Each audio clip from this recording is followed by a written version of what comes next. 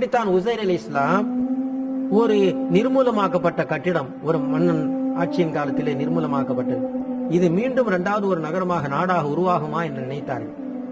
இந்த நிலையில அல்லாஹ் ஜல்ல ஷானு வ தஆலா அமாத்தஹுல்லாஹ் மியதாமின் அவர்கள் அந்த படுக்கையில பக்கத்துல அந்த மரத்துக்கீழே உட்கார்ந்து தன்னுடைய கொண்டு வந்த உணவை வச்சுட்டு அந்த கோவேறு கழுதையை நிறுத்திட்டு அப்படி சாஞ்சாங்க கீழே. சாஞ்ச உடனே அல்லாஹ் தூங்க பண்ணிட்டான். 100 வருஷம் தூங்கிட்டாங்க. அமாத்தஹுல்லாஹ் மியதாமின் 100 வருஷம் தூங்கி. அதுக்கப்புறம் அல்லாஹ் தஆலா விழிப்புண்டாக்குனான். விழிப்புண்டாக்கிட்டு கம் லபிஸ்ட, எவ்வளவு நாளா நீங்க வந்து தூங்கிட்டு இருந்தீங்க அப்படின்னு. லபிஸ் யௌமின், ஒரு நாள் இருக்கும், அது ஒரு நாள் கூட இருக்காது. இப்பதானே நான் படுத்தேன்ட்டாங்க. 100 வருஷம் படுத்துட்டு தூங்கிட்டு. அப்போ ஒன்னொரு இலா தாமிக்க வலா ஷராபிக்க, நீர் கொண்டு வந்த உணவையும் குடிபானத்தையும் பாருங்கள். நம்ம சொன்ன அந்த குடிபானமும் அந்த ஆகாரமும் கெட்டு போகவில்லை. அந்த குடிபானமும் அந்த ஆகாரமும் கெட்டு போகவில்லை, அப்படியே பத்திரமாக இருக்கின்றது. அதனுடைய சூடு கூட மாறாம இருக்கு.